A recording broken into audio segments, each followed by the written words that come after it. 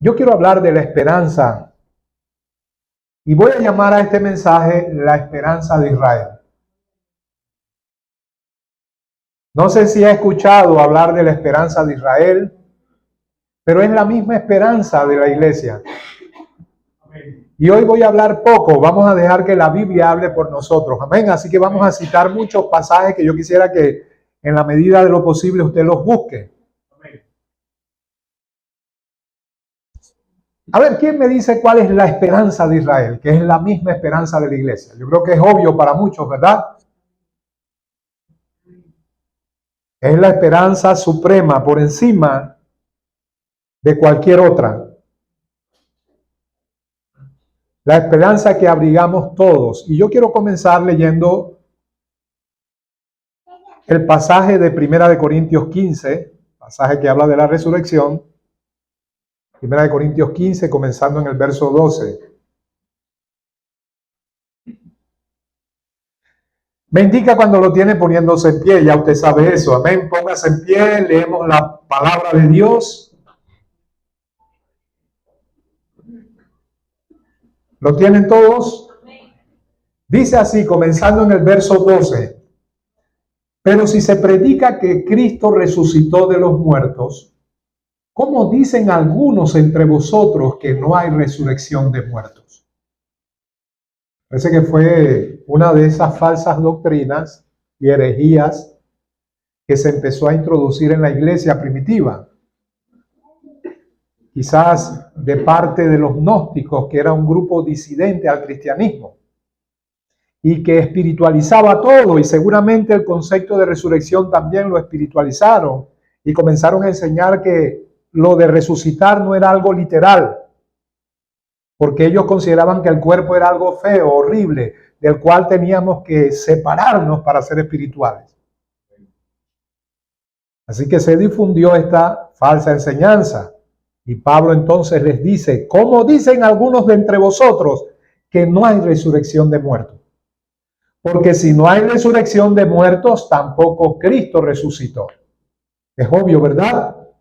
Porque Él es el primogénito de entre los muertos, el primero que resucitó para darnos una firme esperanza de vida eterna.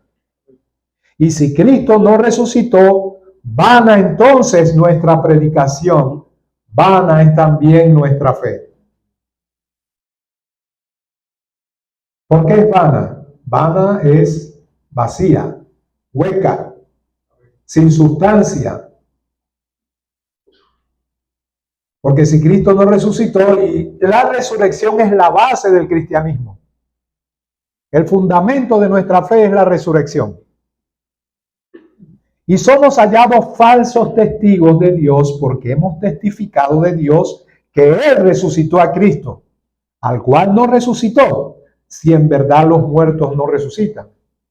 Porque si los muertos no resucitan, tampoco Cristo resucitó. Y si Cristo no resucitó, otra vez, vuestra fe es vana, aún estáis en vuestros pecados. En otras palabras, no ha habido justificación, porque aunque Él derramó su sangre, todo el fundamento de la fe se vendría abajo si después de morir y derramar su sangre Él no hubiera resucitado. Amén. Porque si Él venció nuestros pecados en la cruz, los llevó, los cargó, fue nuestro sustituto y fue castigado por el Padre por causa de nuestros pecados. Y si Él los llevó, repito, ¿y cuál es la paga del pecado? Dígamelo usted lo sabe. Entonces Él tiene que testificar que tiene victoria sobre aquello que es consecuencia del pecado. ¿Qué es consecuencia del pecado? La muerte. Así que si Él vence los pecados en la cruz, tiene que atestiguar que también tiene victoria sobre las consecuencias del pecado, que es la muerte. Y por eso se levanta para sellar de manera firme y definitoria nuestra fe, dándonos una firme esperanza de vida eterna. Entonces también, si fuera el caso de que los muertos no resucitan, entonces también los que durmieron, eso es, los que murieron en Cristo, perecieron, se acabó todo, no hay nada más. Ese es el argumento de Pablo. Si en esta vida solamente esperamos en Cristo, somos los más dignos de conmiseración de todos los hombres. ¿Saben ustedes que si la resurrección no se hubiera dado, esto que estamos haciendo es una pérdida de tiempo? La verdad es que somos los más ridículos y dignos de misericordia, porque allá la gente está disfrutando la carne y la carne es deleitosa. Porque si no hay resurrección, ¿para qué vivimos vida santa? Si no hay esperanza de vida eterna. Pero miren lo que dice el verso 20. Y gócese con esta afirmación. Mas ahora Cristo ha resucitado de los muertos. Primicia de los que durmieron es hecho. Primicia es el primer fruto de una cosecha. Él, al haber resucitado, es como el primer fruto de todos los que después vamos a resucitar. Amén. Porque por cuanto la muerte entró por un hombre, dígame quién es ese hombre. También por un hombre la resurrección de los muertos. Dígame quién es ese hombre. Porque así como en Adán todos mueren, todos nacimos en Adán. Es decir, con su naturaleza, con sus genes. Venimos directamente de ese tronco y heredamos todo lo que él adquirió al pecar. Su naturaleza pecaminosa y el resultado de ella, la muerte. Pero así como en Adán todos mueren, también en Cristo todos serán vivificados. ¿Cómo va a ser esto? Pero cada uno a su debido orden. Cristo, como dijimos, las primicias, el primero de la resurrección. Y luego los que son de Cristo, ¿cuándo? Dígamelo. En su venida, amén. Quiere decir que eso está en el futuro. Esa es la esperanza que abrigamos. Siéntense, perdónenme. Esa es la esperanza que abrigamos. Pero yo tengo que aclarar algo respecto a esa palabrita esperanza, porque el uso ordinario de ella es muy distinto al que la Biblia le da. Para nosotros esperanza es una débil e improbable posibilidad. Yo espero ganarme la lotería, dicen algunos. Ustedes saben que las estadísticas dicen que el ganarte la lotería es uno no sé en cuánto, pero sé que es una cifra bastante grande. Son muy pocas las posibilidades de lograrlo. Pero la gente tiene esperanza y usa ese término para referirse a algo que es muy poco probable. Pero la Biblia no utiliza el término esperanza en ese sentido. La Biblia utiliza el término esperanza para referirse a algo seguro. ¿Pero por qué es esperanza? Porque no está contigo. Romanos 8 dice, lo que alguno ve, ¿para qué esperarlo? Si yo tengo lo que espero, ya no lo espero, lo tengo conmigo, ¿verdad? ¿Cuántos tienen un cuerpo glorificado? ¿Cuántos no se enferman? ¿Cuántos no envejecen? ¿Cuántos no van al fondo a la derecha? ¿Cuántos no se tienen que poner algo debajo de las axilas? Este es un cuerpo animal. Como yo siempre he dicho, la más hermosa, también su pura sustancias fétidas. Jesús tuvo que humillarse y tomar un cuerpo como el tuyo y como el mío. El Dios de gloria, que habita en luz inaccesible, venir a ser como nosotros. Eso es peor que si tú y yo nos hiciéramos monos o perros o gatos. O peor aún, ratas. Y el ejemplo se queda muy corto en comparación con ese descenso del Señor Jesús, el cual siendo en forma de Dios, no estimó el ser igual a Dios como cosa que aferrarse, sino que se despojó a sí mismo, hecho semejante a los hombres, y estando en la condición de hombre, se humilló hasta lo sumo, hasta la muerte, y no cualquier muerte, la peor de todas, muerte de cruz. Amén. Amén. Y murió y fue sepultado. Y pusieron una roca, como decía en el escrito de hoy, para tapar la tumba, sellándola con un sello romano para que nadie se atreviera siquiera a asomarse a ese sepulcro con el deseo de robar el cadáver. Pero ocurrió lo más glorioso en esa mañana de aquel domingo. Algunos dicen que las mujeres fueron las primeras en ser testigos de la resurrección. No, no es verdad. Fueron los soldados romanos. Las mujeres fueron las primeras en predicar el evangelio, eso sí. Pero ellos tuvieron que salir espantados al ver, qué sé yo, qué ocurrió allí. Una luz que se fue aumentando y de pronto el Señor apareció glorioso y triunfante. Amén. Porque era imposible que la muerte lo retuviese. Él había dicho, nadie me quita la vida, yo de mí mismo la pongo, tengo poder para ponerla y tengo poder para volverla a tomar. Ese mandamiento recibí de mi Padre. Así que Él resucitó por su propia voluntad. Y también Pedro dice en su discurso de Pentecostés, al cual Dios resucitó de entre los muertos. El Padre lo resucitó. Y la Biblia dice que fue levantado de entre los muertos según el Espíritu de Santidad. El Espíritu Santo lo levantó de los muertos. ¿Ven la Trinidad ahí? El Espíritu lo levantó de los muertos. El Padre lo levantó de los muertos y Él mismo se levantó de los muertos. Fueron tres los que lo levantaron de los muertos, ¿no? No, es uno. Padre, Hijo y Espíritu Santo son uno. Esas son las preguntas capciosas que vamos a seguir haciendo en esas cáscaras de guineo para que resbalen y para que no vuelvan a resbalar más nunca. Amén. De manera que esta es la esperanza que nosotros tenemos. Esperanza porque no está con nosotros, pero es una promesa tan segura como el mismo carácter de Dios, que no mientes, sea Dios veraz y todo hombre mentiroso.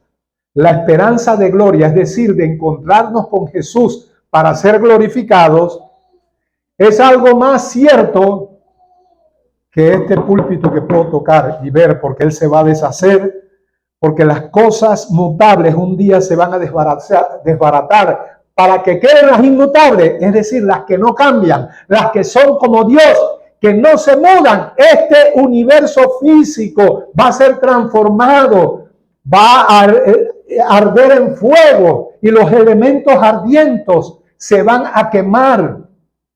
Y dice Hebreos que Él va a remover las cosas mutables para que queden las inmutables. ¿Esto es mutable o es inmutable? Es mutable. Oye, entonces no tenemos esperanza, porque si esto es mutable y está mutando cada día, ¿verdad? Yo me estaba mirando en el espejo y esto ya no está tan firme como antes. Ha mutado. Hasta la dentadura no está tan firme como antes. Hay una constante mutación. Eso significa cambio. Pero gloria al Señor, porque si nuestro tabernáculo terrestre se deshiciese, tenemos una casa hecha no de manos humanas, eterna en los cielos. Amén. Y Pablo dice, no quisiéramos ser desnudados. Está hablando de la muerte. Al morir, por supuesto, este vestido que se llama el cuerpo humano se va para el polvo, ¿verdad? Él dice, no quisiéramos ser desnudados, sino vestidos de aquella nuestra morada celestial. Es una forma un tanto metafórica para referirse a esta casa como un vestido que te quitas para ponerte uno más espléndido y glorioso. Porque es necesario que esto corruptible se vista de incorrupción, ¿verdad? Y esto mortal se vista de inmortalidad. Esa es la esperanza que tenemos. Vamos a ver esa esperanza en el Antiguo Testamento. Por eso les dije, vamos a dejar a la Biblia que ella misma hable. Salmo 37, 29 dice, los justos heredarán la tierra y vivirán para siempre sobre ella. ¿Dónde vivirán los justos? En las nubes, tocando arpas. No, en la tierra. Si vas a resucitar, significa que la eternidad será, por supuesto, en un lugar que será renovado, como tu cuerpo también lo será. Será más glorioso, la naturaleza no tendrá espinos, ni cardos, ni nada que haga daño.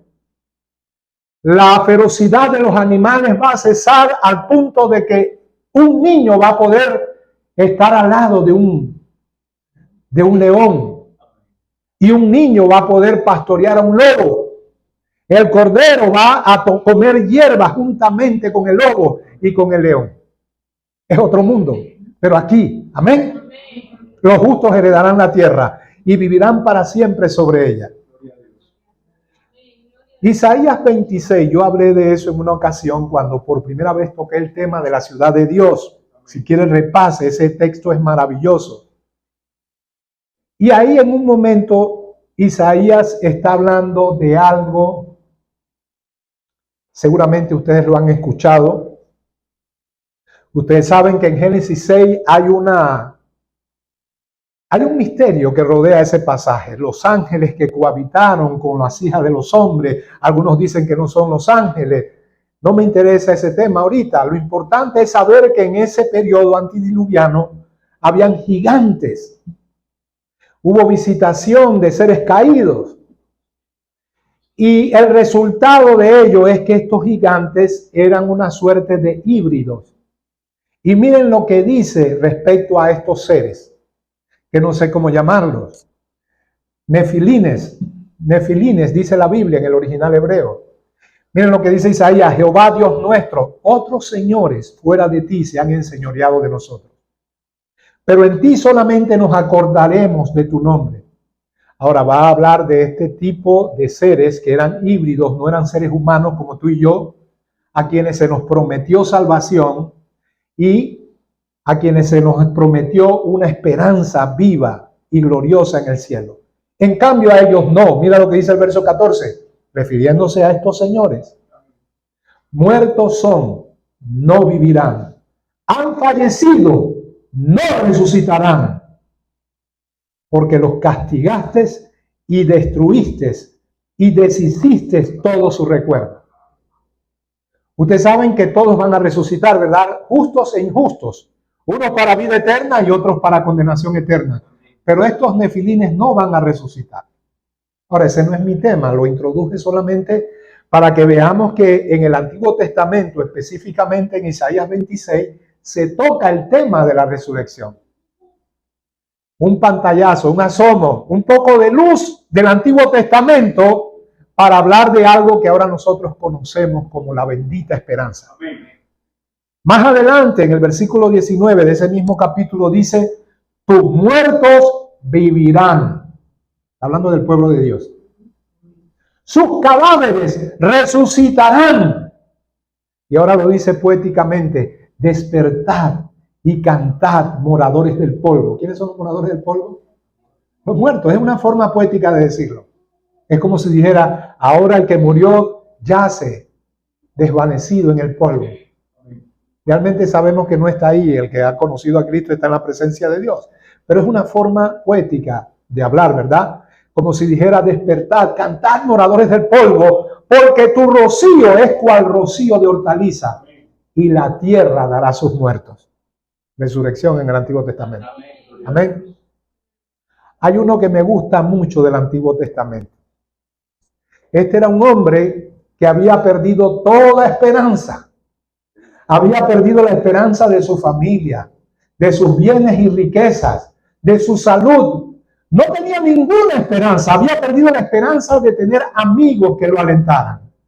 Y este hombre escribe en el capítulo 14 de su libro, Job, dice: el hombre nacido de mujer, corto de días. ¿Cuántos saben que somos cortos de días? El hombre es como la hierba del campo, que aparece por un tiempo y se seca y luego es echada en el fuego.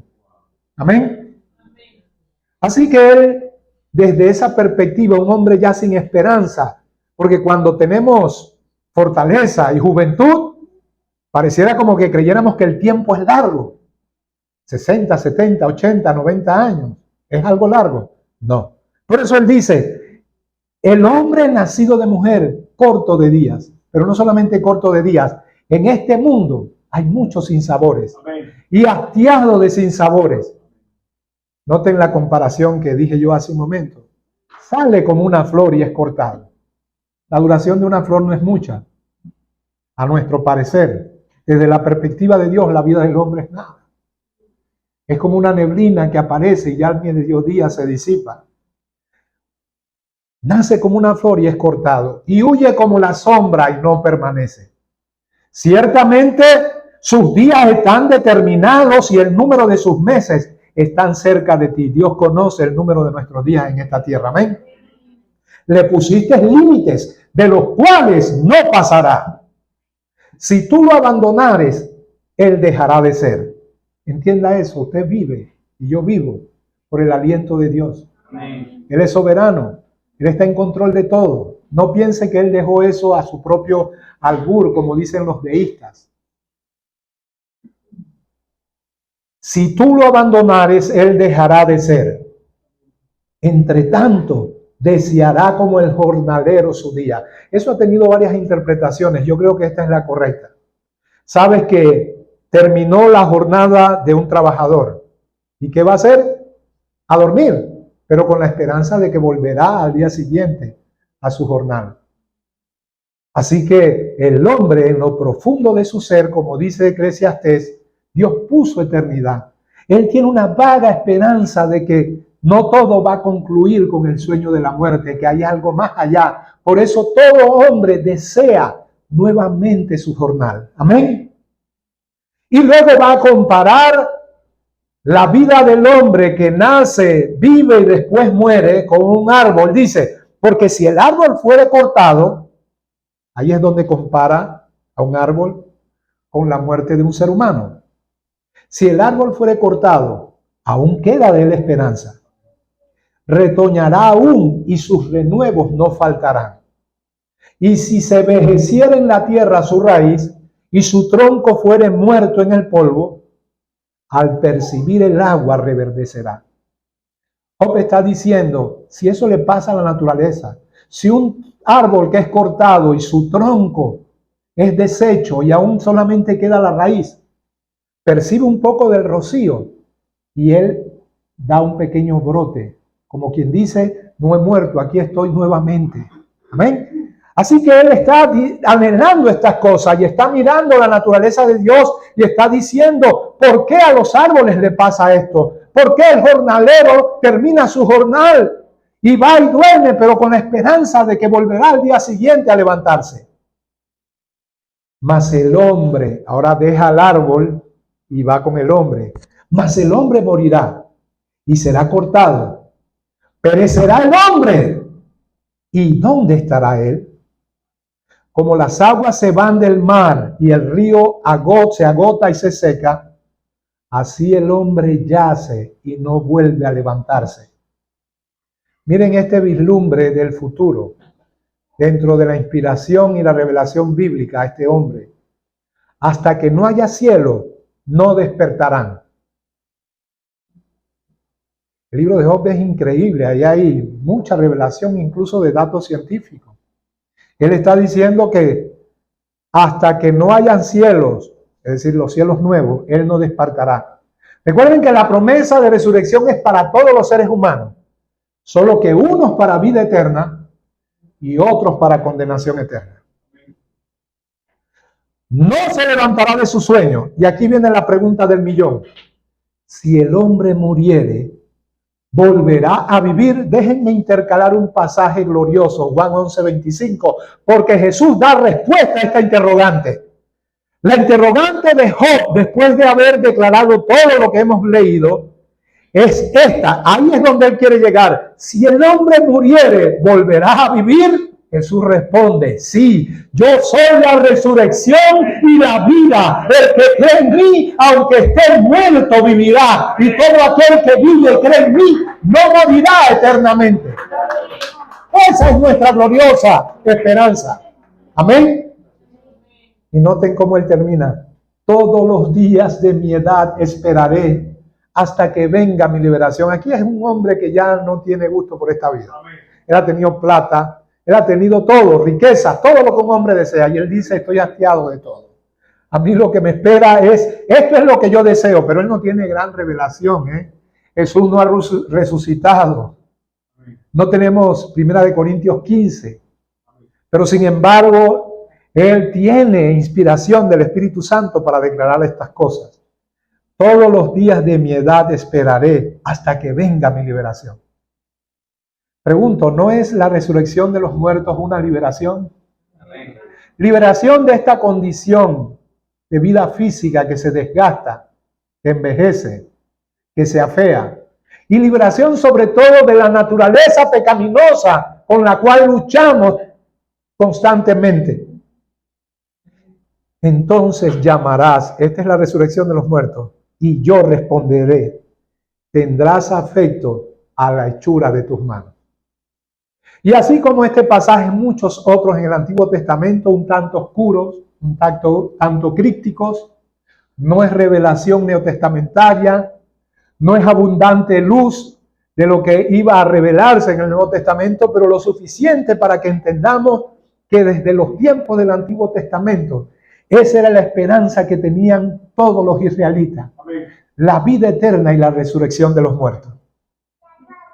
Veamos la esperanza de Israel. Hechos 23:6. Entonces Pablo, miren, Pablo va a Jerusalén, y cuando va a Jerusalén le suceden una serie de cosas terribles. Él llega donde los hermanos lo reciben bien, él da testimonio de lo que está ocurriendo con los gentiles. Uno lo interroga y le dice, solamente que hemos oído de que tú estás enseñando a apostatar de Moisés. No lo creemos. Mira, para que no se prejuicien los judíos, aquí hay un hombre que va a hacer un voto, va a raparse el cabello, hazlo tú con él, y así te los vas a ganar, condescendiendo en un voto que, si al final de cuentas tú eres judío. Hasta que un hombre, un judío de Asia, lo reconoce y se da cuenta que este es el predicador, y se forma el alboroto. Y es llevado al Sanedrín. Y esto es lo que pasa. Hechos 23:6. Entonces Pablo, notando que una parte era de saduceos y la otra de fariseos, alzó la voz en el concilio: varones hermanos, yo soy fariseo, hijo de fariseo. Ustedes sabían que Pablo era fariseo, ¿verdad? Escuchen esto. Acerca de la esperanza de la resurrección de los muertos, se me juzga. ¿Se dan cuenta la defensa de Pablo? Lo que yo estoy predicando es lo que los profetas y vuestros padres han hablado a lo largo de toda la historia de Israel. Yo estoy siendo traído a juicio por la esperanza de la resurrección de los muertos. Por eso que predico es que se me está juzgando. Hechos 24, 14, 15. Esto trasciende, esta revuelta de Pablo trasciende. Como él era ciudadano romano, no podían echar mano de él ni hacerle daño. Así que esto va ante el tribuno, ante Félix. Miren lo que dice cuando él está ante Félix. Miren su defensa. Pero esto te confieso, que según el camino que ellos llaman herejía, así sirvo al Dios de mis padres, creyendo todas las cosas que en la ley y en los profetas están escritas. ¿Se dan cuenta que estas cosas estaban escritas en el Antiguo Testamento? Escuchen, teniendo esperanza en Dios, la cual ellos, es decir, los judíos, también abrigan, de que ha de haber resurrección de los muertos, así de justos como de injustos. Esa es la defensa de Pablo. Yo estoy siendo traído a juicio ante ustedes por un mensaje que aclara todo lo que los profetas dijeron. Y ese mensaje es que en Cristo Jesús, a quien yo predico, hay resurrección de muertos. La esperanza de Israel me ha traído aquí a juicio. Ahora esto continúa.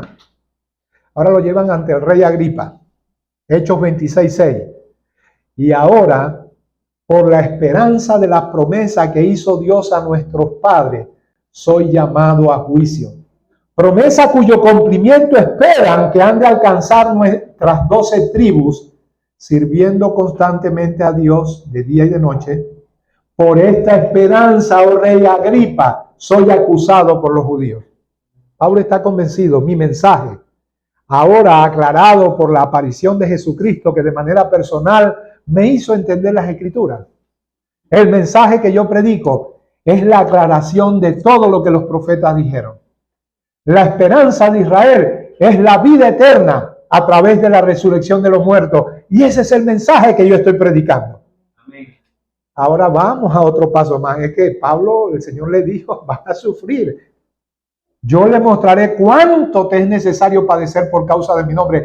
Tú estabas persiguiendo, ahora tú vas a sufrir cada vez más persecución, pero para formarte, para conformarte a mi imagen. Hechos 28:20, ahora Pablo en Roma. Así que por esta causa os he llamado para veros y hablaros, porque por la esperanza de Israel estoy sujeto con estas cadenas. En otras palabras, él estaba ahora en prisión, encadenado. Ahora ya no solamente está siendo llevado a juicio, ahora está en un momento de prisión, encadenado. Él dice, y todo esto por la esperanza de Israel. Solo no voy en medio de la prueba, decía Pablo, aquel testigo fiel. Aunque mi cuerpo lo atasen con cadena, llevo en mi alma la esperanza de Israel. Amén. ¿Cuántos llevan en su alma la esperanza de Israel? Gloria al Señor. Pero esa esperanza era la esperanza del pueblo judío. Ahora es la esperanza de la iglesia. Amén. Vamos a dejar que la Biblia hable. Romanos 5:2. Miren, quiero aclarar algo. Yo he escuchado mensajes, incluso iglesias que de alguna manera, sobre todo, me llamó la atención para el tiempo de pandemia. Más de un predicador y predicadoras le decían a la gente, ten esperanza, hay esperanza. Pero ese término como que se difuminaba en un mar de definiciones. ¿Qué querrán decir con que hay esperanza? Conociendo el mensaje que predican, seguramente estaban diciendo, ten esperanza, esto va a pasar y otra vez baja tus billetes. Baja la salsa de la prosperidad y todo eso. No tiene nada de malo, pero sin duda que esto es infinitamente inferior a la esperanza que abrigamos, ¿verdad? Es más, si logramos hacer algo, ni cuenta, ni siquiera lo ponemos, ni predicamos de eso. Ojalá ustedes se vuelvan millonarios. Es que no se trata de que prosperar sea malo. Es que eso es menos que nada en comparación con la bendita esperanza que tenemos. Eso es lo que predicamos. Ese es el objetivo de este púlpito. Apilar por el afrecho, eso es asunto. El instinto de autoconservación nos lleva a hacer estas cosas. Y si siendo responsable, el Señor permite que tengamos lo suficiente o más aún nos lleva a ser millonarios. Eso es asunto de Él. Solamente cuídate de la avaricia y de no ser seducido por ello. Amén. Así que no hay nada de malo con eso. Lo malo está extraer eso al púlpito como el gran mensaje de la esperanza que todos tienen. Quiero vivir el sueño americano. Qué cosa tan baja, ridícula, tan torpe, que hasta el ateo idealista más insignificante lo repudiaría como algo materialista. Y la iglesia predicando esa cosa. No, mi mensaje y nuestro mensaje tiene que ver con esa bendita esperanza. Amén.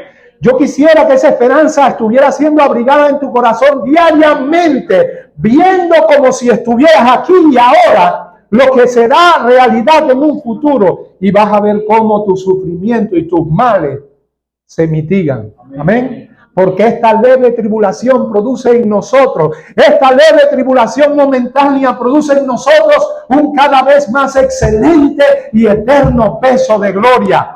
¿Cuándo? Cuando no vemos lo que se ve, sino lo que no se ve. Porque lo que se ve, ¿qué es lo que se ve?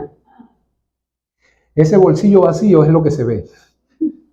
Esa cartera que si se cae un ratón se esnuca porque no tiene amortiguación. Eso se ve.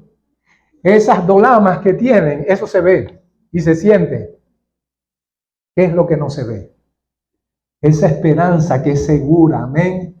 Es como el título de propiedad que me hace acreedor de un terreno que todavía no poseo físicamente, pero el documento indica que legalmente ya es mío. No estoy ansiando a tenerlo, ya lo tengo. Lo que estoy deseando es verlo. Amén. Ya hemos puesto esos ejemplos. Compras un mueble, te dan un recibo, te dicen la otra semana el carro de reparto te lo lleva. Tú no llegas a tu casa y dices, ojalá yo tuviera un mueble. Ya lo tienes. Lo tienes y no lo tienes, ¿verdad? Ya, pero todavía no. ¿Recuerdan ese concepto? Es decir, ya es tuyo legalmente. Reposas en tu alma porque no ansías lo que ya es tuyo. Solamente que debe transcurrir un tiempo entre el momento en que lo adquiriste y el momento en que lo vas a ver, tocar, palpar y disfrutar. ¿Cómo sabemos que ya es nuestra esa bendita esperanza? A ver, ¿quién sabe lo que son arras? Cuando un novio, amén, down payment sería un concepto, ¿verdad? Es como un adelanto, una garantía. El novio le da las arras y le dice, con esto garantizo que tengo una herencia para ti, que no te voy a dejar a la intemperie, que no te vas a comer un cable conmigo. Amén. Entonces, miren lo que dice Romanos 5:2. Por quien también tenemos entrada por la fe a esta gracia en la cual estamos firmes. Escuchen esto, para que estos términos cuando lo lean no queden así como difuminados, etéreos. ¿Qué es eso? En la cual estamos firmes y nos gloriamos en la esperanza de la gloria de Dios. Antes de ser cristiano yo leía estas cosas de gloria y me venía la Edad Media y me venían esas cosas, conceptos etéreos de angelitos montados sobre nubes y tocando arpa. Una cosa que instintivamente todo el mundo rechaza. Pero aquí está diciendo que nos gloriamos en la esperanza de la gloria de Dios. Amén. ¿Y por qué la esperanza de la gloria de Dios? Porque todo a partir del momento que nos encontremos con Él en las nubes será glorioso. La gloria de Dios se manifestará en todo su esplendor. Amén. Primero, dándonos un cuerpo glorificado que no muere, no se envejece, que come. Claro. Romanos 8:20, por eso les hablaba hace un momento de estos mensajes, sobre todo en tiempo de pandemia. Ten esperanza, hay esperanza para ti, no pierdas la esperanza. Eso me daba como una angustia, como ¿qué están diciendo aquí? Si la Biblia tiene tanto que decir sobre una verdadera, legítima y auténtica esperanza, ¿a qué esperanza se refiere en este poco de sinvergüenza? Yo no quiero hablar en el limbo, en el vacío. Yo quiero hablar de esa esperanza que casi la podemos tocar, por lo menos con la fe. Porque la creación fue sujeta a vanidad. Hay un principio de desgaste, la ley de entropía, de la que hemos hablado, a la cual está sujeta el ámbito físico, de que todo se deteriora, de que todo va de más a menos.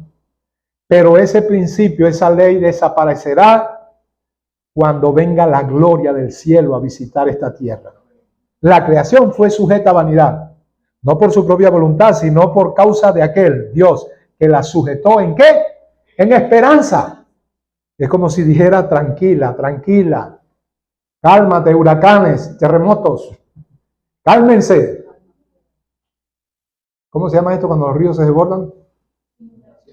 Cálmense, mundo salvaje y feroz, la violencia que hay entre ustedes. Todo eso es como los dolores de parto de una mujer que ansía dar a luz una nueva criatura.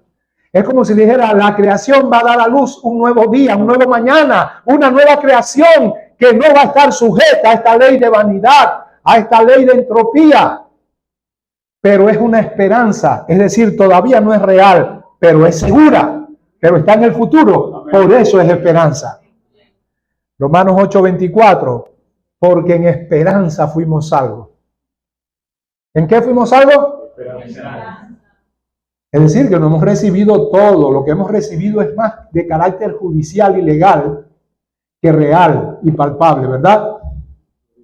Pero lo suficiente para transformarnos. Amén. Amén. En esperanza fuimos salvos, es decir, nuestra salvación nos ubica en una expectativa de esperanza de que va a venir algo glorioso donde sí recibiremos el paquete entero. Ya no solamente tendremos el título de propiedad con el cual le decimos a la gente, mira lo que Dios te promete, tú puedes también tener tu terreno, ¿por qué no me crees? Es que no veo el terreno, pero ¿por qué no confías en esto? Se llama fe. En ese momento vamos a pisar el terreno. Estoy hablando metafóricamente, creo que se entiende, ¿verdad? Gálatas 5:5, pues nosotros por el Espíritu aguardamos por la fe la esperanza de la justicia. En otras palabras, hemos sido justificados. Al ser justificados, podemos tener derecho a todo lo que Dios prometió por causa de la justicia de Cristo en nosotros. Tenemos esperanza. Quien no tiene esa justicia, porque no ha creído por la fe, no tiene esa esperanza. Amén. En aquel tiempo estabais sin Cristo, alejados de la ciudadanía de Israel y ajenos de los pactos de la promesa, sin esperanza y sin Dios. Ya no, ¿verdad? Voy a continuar, habiendo oído de vuestra fe en Cristo Jesús y del amor que tenéis a todos los santos, a causa de la esperanza que está guardada en los cielos, de la cual ya habéis oído por la palabra verdadera del Evangelio. Mira, algo que te debe ser amar a tu hermano y a todos los santos y esforzarte en ello. Y con temor y temblor decir, no vaya a ser que yo no esté incluido en esta esperanza. Pero si yo tengo esta esperanza, ¿qué mal me puede hacer el hombre? Amén. No temeré lo que el hombre me pueda hacer. Amén. Amén. Yo tengo una esperanza viva. ¿Qué mal me pueden hacer? Con una esperanza como esa, ¿qué te es imposible? ¿Amar a tu hermano? Eso es lo que Pablo está diciendo aquí. Si en verdad permanecéis fundados y firmes en la fe sin moveros de la esperanza del Evangelio que habéis oído. Noten, esto es lo que yo quisiera que ustedes en este momento lo hicieran suyo. Vivan constantemente bajo la expectativa de esa esperanza. Amén. El que tiene esta esperanza se purifica a sí mismo. Amén. Si no está resultando que tú te estás purificando, un incentivo, una motivación tan sublime y alta, que te impele a santificarte, a vivir santamente, a cuidar tu boca, a cuidar lo que ves. Porque eso es purificación. Es dejar el lastre de nuestra naturaleza pecaminosa a un lado. ¿Por qué? Porque estoy viendo la esperanza. Pero si no está ocurriendo lo primero es porque esa esperanza es un concepto impráctico, una teoría, una religión en la que vives. Por eso es que las personas que viven en conciencia de esta esperanza son las más consagradas, son las más leales, las que más meten el hombro en el servicio a Dios. Es tan cierto como eso. Si yo preguntara a todos, ¿tienes esta esperanza? Todos van a decir que sí. La verdad del caso es que se verifica la realidad de esta esperanza en tu corazón por la medida en que tú eres purificado por esa esperanza y deseas ser como Cristo, a quien Dios quiso dar a conocer las riquezas de la gloria de este misterio entre los gentiles, que es Cristo en vosotros, la esperanza de gloria. ¿Cuántos tienen el Espíritu Santo? ¿Cuántos saben que Cristo mora en ustedes? Eso ya es el down payment, la garantía de la esperanza futura. Y no voy a leer todos los pasajes, voy a hacer discriminación entre uno y otro. Miren lo que dice me gusta, conforme a la fe de los escogidos de Dios y el conocimiento de la verdad, que es según la piedad, en la esperanza de la vida eterna. Acá es más claro. La cual Dios, que no miente, prometió desde antes del principio de los siglos. Esta esperanza viene desde que... Es que cuando inmediatamente esos dientes se hundieron en esa fruta maldita, se oyó el balido de una oveja. No me entendieron. Amén. Tan pronto vino la caída, la respuesta del Cordero de Dios que nos iba a salvar, estaba ahí ya planeado. El Cordero de Dios, dice la Biblia, inmolado antes de la fundación del mundo. ¿Qué es eso, pastor? Él fue inmolado hace 2000 años, como que antes de la fundación del mundo. Cuando el Señor planea, hecho es. Amén. Cuando se le ocurrió, ya es una realidad. Yo se lo he dicho muchas veces que lo que sale de la boca de Dios es tan real, aunque no lo veamos, ¿verdad? Amén. Un día el Dios hecho carne se paró ante una higuera y dijo, nadie jamás coma fruto de ti. Amén. Y todos se rieron y dijeron, este quedó ridículo si la higuera está igualita. Espérate un día. Y el cabezón después al día siguiente la besé que la higuera que maldijiste se ha secado. Cabezón, solamente puedes creer lo que ves. Desde el momento en que pronuncié la palabra ocurrió. Desde que la palabra sale de la boca de Dios, hecho es. Cuando a Él tuvo en su corazón enviar a su Hijo, hecho es. Amén. Jesús vino ayer, murió hoy y viene mañana. ¿Cuántos dicen amén? Amén. Voy a unos últimos versículos. Mantengamos firme sin fluctuar la profesión de nuestra esperanza, porque fiel es el que lo prometió, el cual también lo hará. No te canses. Este mundo y los embates que Él trae de sufrimientos, pruebas, vienen para afectar tu fe a fin de que pierdas tu esperanza o que la pongas en cosas vanas. Amén.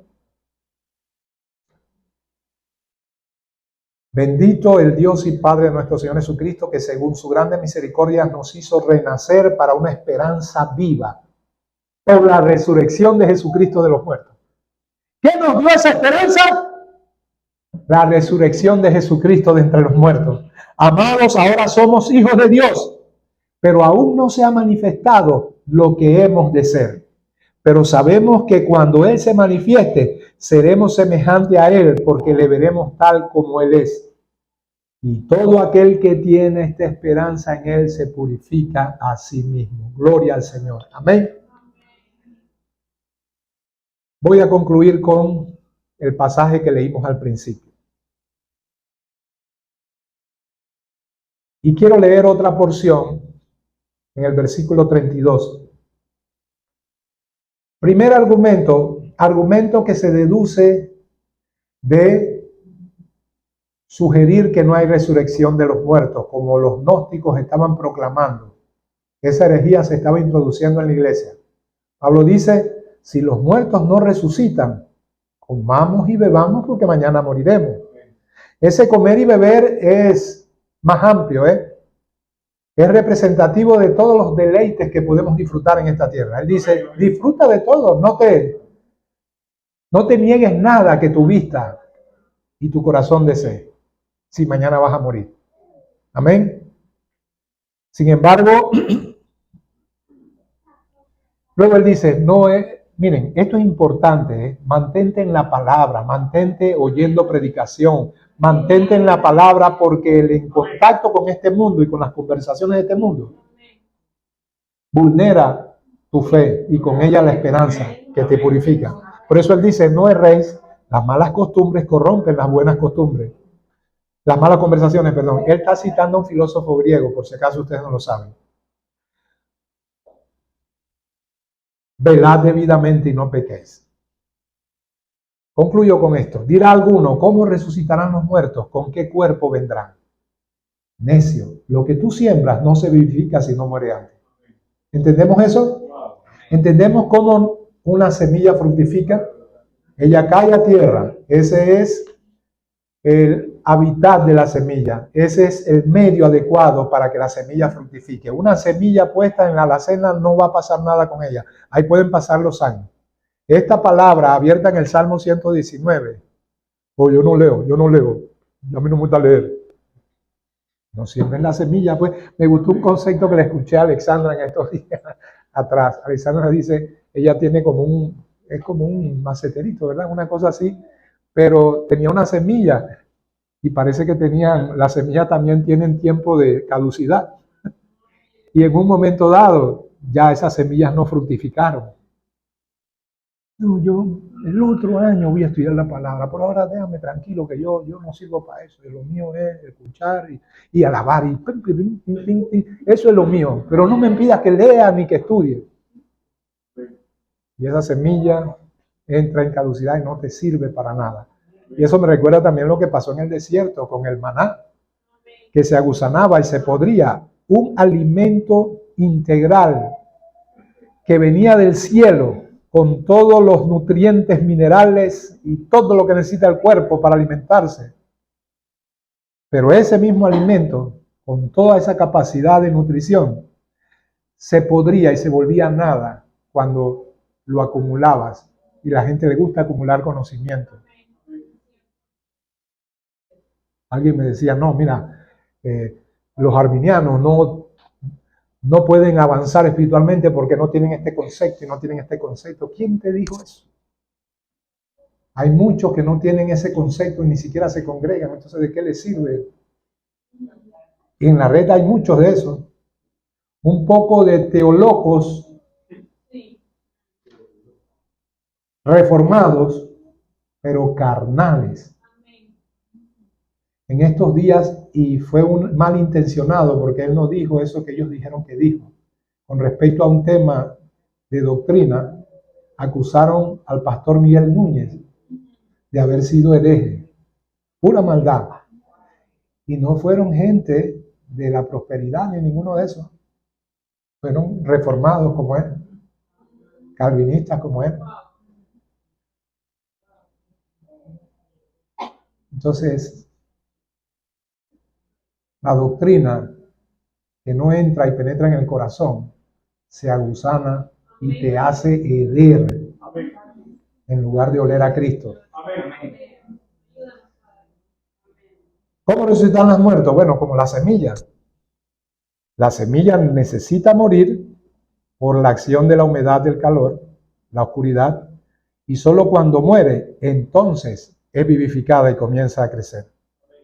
Lo que siembras no es el cuerpo que ha de salir, sino el grano desnudo. No sé si ya entendemos eso. Hombre, yo pregunto, tú siembras un granito de maíz y sale un granote grande. No, lo que siembras es muy distinto a lo que va a crecer, ¿verdad? Un árbol no se parece a la semilla que lo originó. Eso es lo que está diciendo. Lo que siembras no es el cuerpo que ha de salir, sino el grano desnudo, ya sea de trigo o de otro grano. Pero Dios le da al cuerpo como Él quiso y a cada semilla su propio cuerpo. No toda carne es la misma carne. Una es la carne de los hombres, otra la de las bestias, otra la de los peces, otra de las aves. Hay cuerpos celestiales y cuerpos terrenales. Dígame quiénes tienen cuerpos celestiales. Los ángeles se materializan, fueron vistos, tocados, se habló con ellos. No era un humo, ni un espectro, ni un fantasma. Comieron incluso. Quiere decir que tienen cuerpos celestiales. Los mismos que tú y yo vamos a tener en la resurrección. Amén. Y luego dice, así también es la resurrección de los muertos. Se siembra en corrupción, resucitará en corrupción. El planteamiento de Pablo es ese. Lo que siembras no se parece a lo que ha de salir. Siembras un granito, pero ese granito es muy ínfimo en comparación con el árbol hermoso, lleno de frutos y de hojas que luego va a salir. Él está diciendo, esto que se siembra, tu actual estado con un cuerpo mortal, no se parece en nada a lo que va a resultar de eso después de la resurrección de los muertos. Amén.